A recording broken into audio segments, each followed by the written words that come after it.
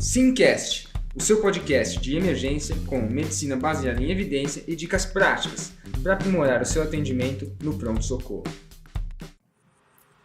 Fala galera, o Simcast é um podcast com propósitos educacionais e não deve ser usado isoladamente para diagnóstico, tratamento e prevenção de doenças.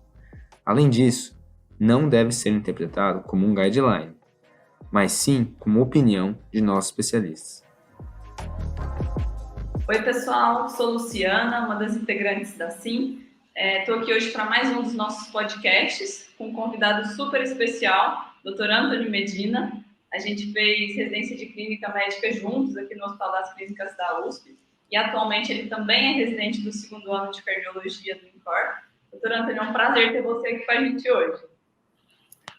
Oi Lu, tudo bem? Tudo bem, pessoal? Prazer é todo meu. Queria agradecer muito aí por esse convite. É uma honra ser convidado aí por uma colega muito querida, muito competente e poder participar aí desse quadro dos colegas da SIM. É um prazer imenso estar aqui.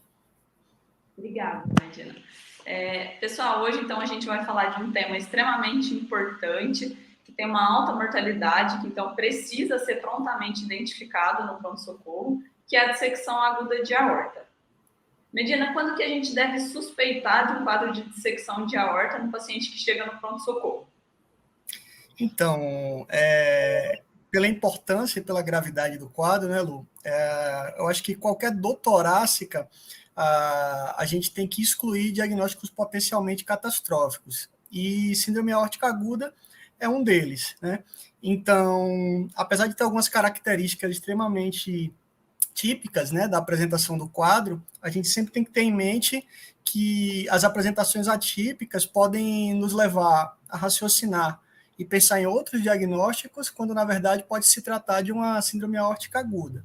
Mas a princípio, o que nos faz pensar de cara é um paciente que tem fatores de risco, né, para ter uma doença aórtica e desenvolver uma síndrome aórtica aguda, e o principal fator de risco é a hipertensão, né? A grande maioria desses pacientes vai se apresentar com pressão extremamente elevada, vai ter elevação crônica dos níveis tensionais, e eles vão se apresentar, além disso, com algumas características sindrômicas. Por exemplo, nem todos os pacientes possuem essas doenças, mas síndrome de Marfan, doença de Ehlers-Danlos, né?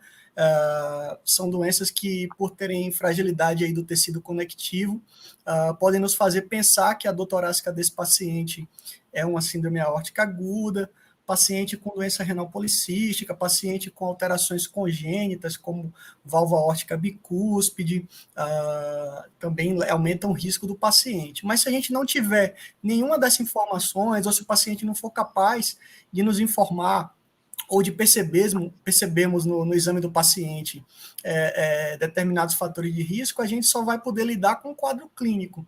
E a dor de instalação aguda, né, a dor de instalação abrupta e uma dor de característica lancinante, né, que é a principal característica, são as características que mais chamam a atenção para a possibilidade de síndrome aórtica aguda, em detrimento aí de outros diagnósticos, né?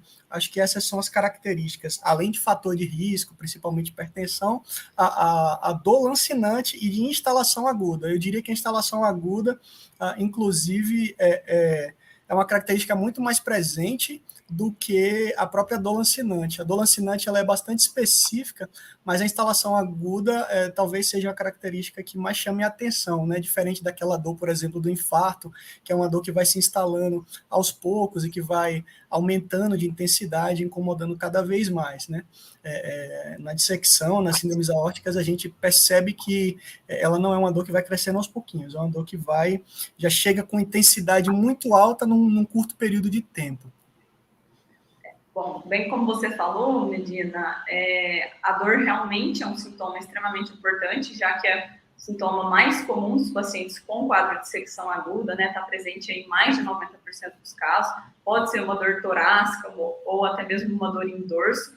Lembrando também, né, Medina, que geralmente é mais comum no sexo masculino, então, no geral, são pacientes do sexo masculino que se apresentam no pronto-socorro, por volta aí dos seus 60 anos, e que realmente dão entrada com esse quadro de dor torácica, né? Mas a gente tem que lembrar também, né, Medina, que a gente tem outros sintomas que podem também estar presentes, dar uma pista para a gente. Por exemplo, casos de dissecção, que tem acometimento de carótida, a gente pode ter um déficit neurológico, certo? Pacientes em que essa dissecção ela se estende até mais distal. A gente pode ter isquemia de membros, isquemia de órgãos, né? Então, a gente tem alguns outros achados aí do exame da anamnese, né? Que ajudam a gente no diagnóstico. Em relação ao exame físico, Medina, tem alguma coisa que auxilia a gente nesse diagnóstico? Então, o exame físico realmente acaba sendo muito importante. Muito legal isso que você falou dos outros sintomas além da dor, porque se a gente pensar que a aorta ela tem um trajeto, né, saindo ali da via de saída do ventrículo esquerdo, passando pela válvula, passando pelos grandes vasos e em seguida nos diversos ramos que ela vai dar origem, a gente pode lembrar de maneira anatômica de cada trecho e associar o acometimento desses trechos a esses diversos sintomas que você falou, né? Então, por exemplo, no exame físico, se a gente tiver um acometimento da válvula aórtica, a gente pode ter um sopro de insuficiência aórtica, né? Um sopro audível no foco aórtico e no foco aórtico acessório, um sopro diastólico e um sopro que tem uma característica aspirativa. Às vezes a gente pode não escutar esse sopro facilmente, é um sopro que tem uma característica de ter uma frequência mais grave, então nem sempre a gente detecta esse sopro com facilidade, mas é uma pista importante, né, nos pacientes com sintomas que provavelmente nos levem a pensar nesse diagnóstico, que esse sopro nos ajude aí a nos aproximar do diagnóstico. Outro grande achado também é a diferença da PA nos membros, né? Seja entre os membros superiores entre si, ou a diferença de PA entre membros superiores e membros inferiores, né? Uma vez que a lâmina de dissecção vai afetar os vasos da base ali, a gente pode ter um acometimento aí da artéria subclávia de um lado só, dos dois lados, e a comparação da PA nos membros acaba sendo uma ferramenta também de grande importância e não devemos deixar de fazer em todo e qualquer paciente com dor torácica, independente de estarmos pensando nesse diagnóstico, porque muitas vezes a gente nem pensa na possibilidade e essas alterações aí do exame físico podem nos fazer pensar e evitar uma conduta potencialmente catastrófica, né? Certo, Medina. Então, realmente, como você falou, né, a importância da medida da pressão nos 4 membros, em todos os pacientes que dão entrada no pronto-socorro com quadro de uma dor torácica, dor em dorso, né? E só lembrando que a gente considera uma diferença de PA quando a pressão sistólica diverge mais do que 20 milímetros de mercúrio e a diastólica em mais que 10 milímetros de mercúrio, certo? Certo. E, Medina, nesses casos em que a gente está com uma suspeita de dissecção, o que a gente precisa abrir de leque de diagnósticos diferenciais, pensando no quadro clínico? Então, se tratando de uma síndrome que mais de 90% dos casos vai se apresentar aí com dor torácica, as grandes causas de dor torácica potencialmente catastrófica devem estar aí no nosso pensamento, né? Começando pela própria síndrome coronariana aguda, né? A maioria dos quadros de dor, embora a gente tenha nas dissecções uma dor aí que a gente costuma associar com dor em dorso, né? Com a dor que vai, conforme a lâmina vai progredindo inferiormente, também pode ir descendo a dor. A gente tem que lembrar que a maioria dos quadros de dor é na região anterior do tórax, né? E devemos pensar em síndrome coronariana aguda, apesar das características da dor, por ser o diagnóstico mais prevalente do que a própria síndrome aórtica aguda. Então, o paciente deve fazer um eletrocardiograma, né? Devemos avaliar a história clínica do paciente com calma, devemos lançar mão das enzimas, né, das troponinas, e no eletrocardiograma, inclusive, nós podemos ter a supradesnivelamento do segmento ST, principalmente em paredes inferior, pelo acometimento aí do ósseo da coronária direita, né? A grande parte dos casos que tem acometimento de coronária vão afetar aí o ósseo dessa coronária direita e podem ter essa alteração que nos faz pensar em síndrome coronariana aguda, mas aí as características do exame físico E as características da dor, do quadro clínico, vão nos fazer pensar em síndrome aórtica e evitar com que façamos aí a dupla antiagregação, a trombólise do paciente, né? Idealmente, esse paciente deve ser levado para o laboratório de hemodinâmica. E tromboembolismo pulmonar é uma outra grande possibilidade, né? Geralmente, as dores de tromboembolismo pulmonar são de instalação aguda, então aqui nós temos uma característica em comum que pode nos fazer confundir, mas geralmente a dor vem acompanhada de dispneia, né? A dispneia tem uma instalação aguda também, e a dispneia acaba sendo um sintoma que chama muito mais atenção do que a própria dor torácica no TEP, e dessaturação ao exame físico, e o paciente, geralmente, para TEP, pode ter alguns outros fatores de risco, uma história de imobilização recente, uma história de cirurgia, né? O paciente com malignidade. Então, a gente também tem que pensar nas características epidemiológicas do nosso paciente e ter em mente esse possível diagnóstico diferencial. E a dor também pode se apresentar de maneira pleurítica, então a dissecção aguda ela não tem essa característica de dor pleurítica que o TEP pode ter. Então, mais uma vez, as características clínicas acabam ajudando bastante, né? O pneumotórax espontâneo, né, também é uma possibilidade, a gente sempre deve tentar excluir esse diagnóstico, realizar radiografia de tórax. Se o paciente estiver estável, ele vai acabar fazendo uma angiotomografia e nós podemos acabar flagrando ou não também se ele tem alguma alteração. E eu diria que esses são, assim, os principais diagnósticos que a gente deve ter em mente. Perfeito. E, Medina, só lembrando, um adendo em relação ao exame físico, a gente comentou que a maior parte dos pacientes, eles dão entrada no pronto-socorro hipertensos, né, é o que a gente vê na prática clínica, mas a gente precisa lembrar também que uma certa parcela desses pacientes pode dar entrada no pronto-socorro com quadro de hipotensão, que algumas vezes a dissecção pode se complicar também com tamponamento cardíaco, né? Então, a gente também precisa atentar nesses casos de hipotensão. E, Medina, nesses casos de suspeita clínica, a gente tem um score de risco que pode nos ajudar, que é o ADDRS, certo? Certo. E o que esse score engloba, Medina? O que a gente precisa avaliar nesse score?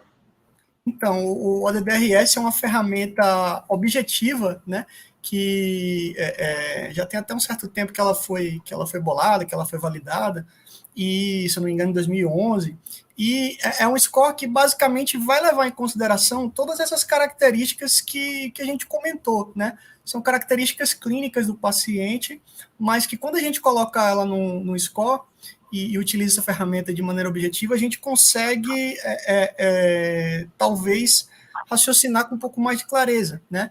E ela vai avaliar, basicamente, se o paciente tem alguma condição de risco, né? Dentre elas, o score contempla aí a síndrome de Marfan, a história familiar de doença aórtica, ou se o paciente tem uma doença da válvula aórtica já conhecida, se ele passou por uma manipulação recente da aorta, ou se ele já tem, por exemplo, um aneurisma. Então, são condições prévias do paciente que se tenha conhecimento.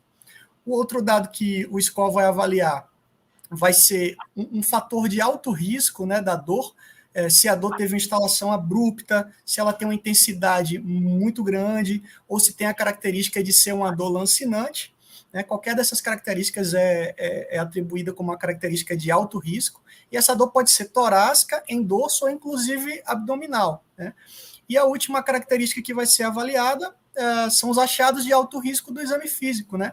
Se o paciente tem aí uma diferença de PA entre os membros, se ele tem um novo sopro aórtico de insuficiência, se ele está hipotenso ou tem um quadro de choque que não tem uma causa potencialmente atribuível, né? Como você bem falou, seria o outro fator. Então, exame físico, característica da dor e fator de risco, cada um desses fatores vai ser atribuído um ponto. E de acordo com a somatória dos pontos que o paciente obtiver, ele vai ser estratificado em um extrato de risco, e a gente vai poder facilitar aí o guiar nossa conduta baseado no score.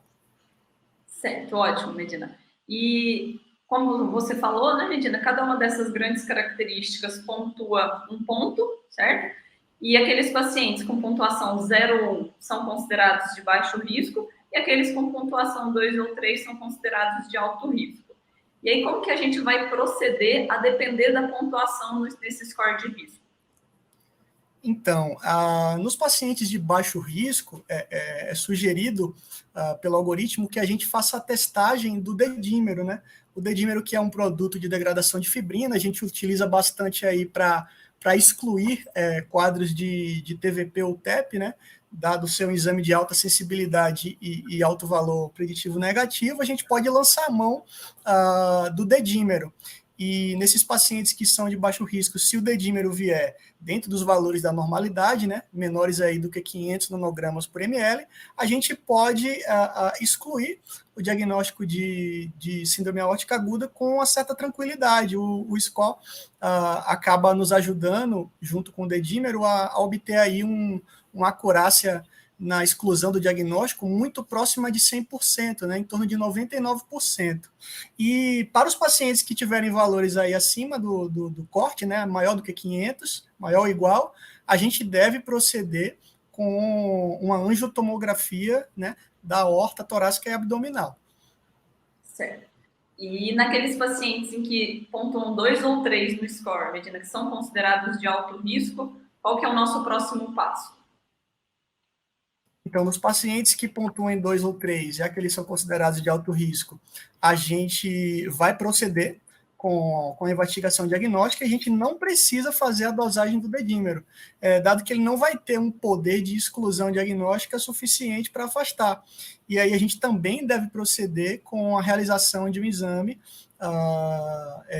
geralmente vai ser a angiotomografia de tórax, angiotomografia de aorta torácica e abdominal, tal qual os pacientes que obtiveram score baixo, mas que possuíam um dedímero elevado. Perfeito.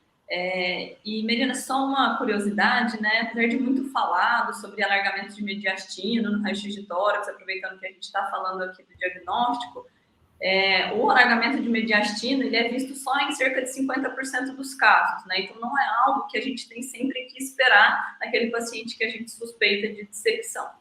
E como você falou, Medina, naqueles pacientes de baixo risco, mas que o dedímero veio maior do que 500, ou aqueles pacientes de alto risco, com pontuação 2 ou 3 no score, a gente vai fazer a solicitação de um exame de imagem, né? No geral, Medina, o exame de escolha é a angiotomografia, né? Como você mesmo falou, de tórax e abdômen, mas é importante a gente lembrar também que naqueles pacientes instáveis, muitas vezes a gente não tem condições clínicas de transporte até a tomografia, a gente pode lançar a mão também do eco transesofágico, né, que a gente consegue fazer na sala de emergência, no pronto-socorro. E o eco transesofágico, ele até dá algumas informações adicionais para a gente, como a presença de uma regurgitação aórtica, né, como você comentou, que a gente pode ter aí esse achado no exame físico, a presença de tamponamento. Então, o eco transesofágico, quando a gente não tem possibilidade de fazer angiotomografia de aorta, também é um bom exame aí para auxiliar a gente no diagnóstico, certo? Certo. E o eco transesofágico, muitas vezes a gente não tem a disponibilidade do exame, né, com a mesma facilidade que o eco transtorácico. Então, se não tiver o transesofágico, o eco transtorácico também pode nos ajudar bastante. Nos locais que não houver, por exemplo, um ecocardiografista disponível, mas tem alguém capaz de operar e fazer avaliação com POCUS, né, com eco beira-leito, também é uma ferramenta de grande valia.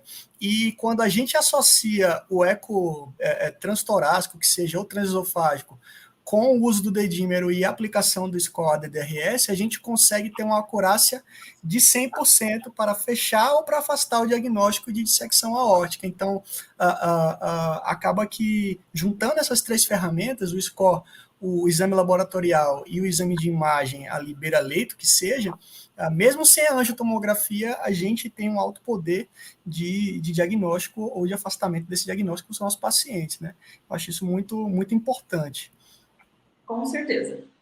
E, Medina, nesses pacientes que, pelos exames complementares, a gente fez o diagnóstico de dissecção de aorta, como que a gente vai proceder? Como que a gente vai conduzir esse paciente na sala de emergência? Então, Lu, esses pacientes, eles precisam do manejo clínico e a gente vai pensar, avaliar de caso a caso, de acordo com o tipo de acometimento e com o tempo de instalação, né, do quadro, se ele vai precisar de uma conduta cirúrgica ou não. Então, o manejo clínico ele vai valer para todos, né? Vamos lembrar aqui que o acometimento ele pode ser da aorta ascendente e pode ser de toda a aorta ou apenas da porção descendente. Então, a gente usa a classificação de Stanford, né? E as dissecções do tipo A são aquelas que afetam a porção ascendente, independente de afetar a porção descendente ou não. E o Stanford B para as que afetam apenas a porção descendente. Lembrando que a gente considera como porção descendente tudo que está depois ali da emergência da artéria subclave esquerda. E o tempo de instalação, a gente também tem que lembrar que até 14 dias a gente considera como um quadro agudo, né? Como uma síndrome aórtica aguda. Passando de 14 dias, a gente já considera como um quadro subagudo e passando de 6 semanas, um quadro crônico. Então, nos quadros que são Stanford A e se apresentam agudos, a gente vai precisar de manejo cirúrgico de emergência. Nos quadros que se apresentam como Stanford A, mas não são mais agudos, vai precisar de manejo cirúrgico, mas não mais no contexto de urgência e emergência.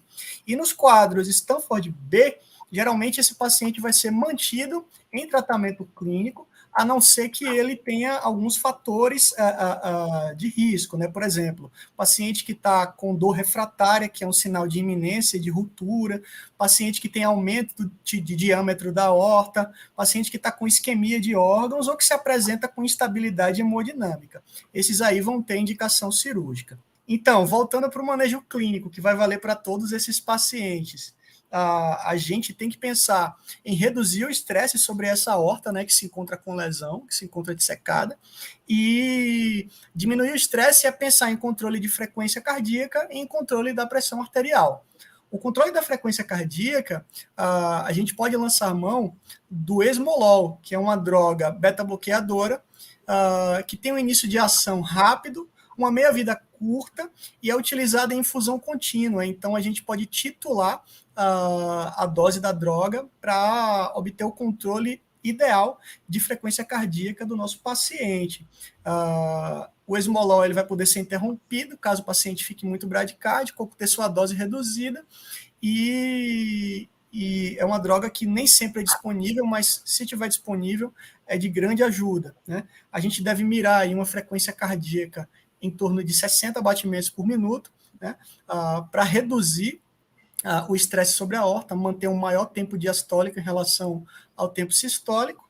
Outra droga que a gente pode lançar a mão na ausência do esmolol é o metoprolol venoso, mas aqui a gente tem que ter muito cuidado, né, porque o metoprolol venoso ele vai ter uma dose máxima aí de 15 miligramas, a gente pode repetir doses de 5 miligramas até 3 vezes, se não obtivermos o controle ideal da frequência, e é uma droga que deve ser infundida muito lentamente pura. O metoprolol não é diluído, a gente faz essa dose de 5 miligramas ao longo de 5 minutos, então vai ser 1 miligrama por minuto, né? E todo cuidado é pouco aí na infusão de metoprolol venoso. E o controle da PA, a gente pode fazer com o nitroprussiato, é a droga de eleição, né? O nosso famoso Niprid, que também é uma droga que é vasodilatadora potente, vai ter um efeito arterial predominante, é uma droga que também tem meia-vida curta e que é realizada em infusão contínua, então a gente pode titular também a dose, visando obter aí pressões sistólicas em torno de 100 até no máximo 120 milímetros de mercúrio. Perfeito. E Medina, um pilar muito importante também do tratamento, né, que a gente não pode de forma alguma esquecer, é o controle da dor, né? Como a gente sabe, a dor eleva a pressão, a dor eleva a frequência cardíaca, isso pode prejudicar o nosso tratamento. Então, aqui a gente precisa ser realmente agressivo no controle da dor. Então, aqui, no geral, a medicação de escolha são os opioides, né? Para um controle da dor. E como você falou, a gente também precisa fazer controle de frequência e PA, e a gente mira aí numa frequência em torno de 60 e uma pressão sistólica entre 100 e 120 milímetros de mercúrio. Perfeito. E, pessoal, só lembrando que o controle de frequência, o controle de pressão arterial, ele é só uma medida provisória nos casos de dissecção Stanford A, como a Medina falou. Dissecção Stanford A é indicação de cirurgia de emergência, então a gente vai controlar a PA, controlar a frequência nesses pacientes só enquanto eles não vão para o centro cirúrgico. E é indicação de cirurgia de emergência, já que a mortalidade ela aumenta a cada hora, né, Medina? 1 1 a 2% por hora. Verdade. Na dissecção Stanford A, a mortalidade pode chegar até 50% em 48 horas. Então, a gente precisa, sim, controlar a frequência, controlar a pressão arterial e controlar a dor, que são os 3 pilares do tratamento clínico da dissecção de aorta, mas sempre lembrando que a gente precisa já entrar em contato com a cirurgia cardíaca para que esse paciente vá o quanto antes para a cirurgia nos casos de dissecção Stanford A, ou até mesmo naqueles casos de dissecção Stanford B com complicadores, que o Medina falou, né, isquemia de membros, evidência de ruptura, dor refratária e afins. Certo, Medina? Certíssimo, muito bem lembrado do controle da dor. E é importante também lembrar, como você tinha falado no começo, daquelas formas de apresentação, nos casos em que a gente verifica que o paciente tem tamponamento, né, pela dissecção, ele vai ter um tamponamento pericárdico com conteúdo sanguíneo ao redor do coração, ele vai se apresentar aí provavelmente com a tríade de Beck, com turgência de jugular, hipotensão e hipofonese de Bullies. Nesses casos, o paciente não vai poder fazer a drenagem pericárdica para a resolução do tamponamento, porque aqui, se a gente faz a drenagem, a gente vai exsanguinar o paciente e aquela resistência que está sendo oferecida ali pelo saco pericárdico pode provocar um choque hemorrágico incontrolável no nosso paciente. Então, a conduta é cirúrgica e não drenagem, não vamos fazer a drenagem de emergência nesses casos. A conduta é cirurgia, acionar o pessoal da cirurgia cardíaca para resolver o quadro do paciente como um todo. Perfeito, Medina. Muito bem lembrado essa colocação. Algum comentário adicional? Não, acho que a gente conseguiu aí abordar os principais tópicos, né? É muito difícil a gente esgotar a discussão de um tema tão importante, mas acredito que para o foco aí da abordagem do paciente na emergência, a abordagem das principais características, das principais condutas, né? Os principais raciocínios, a gente conseguiu aí lembrar do que é mais importante. Ótimo. Medina, queria então te agradecer mais uma vez aí pela disponibilidade, viu? Muito obrigada mesmo. Em nome da CIN, a gente te agradece muito. Espero estar em uma próxima aí com você gravando novamente. Eu que agradeço mais uma vez, Lu. Para mim foi um prazer imenso, uma honra muito grande e com certeza podem contar comigo. Fica aguardando os convites aí. Obrigada, viu? Tchau, tchau. Tchau, tchau.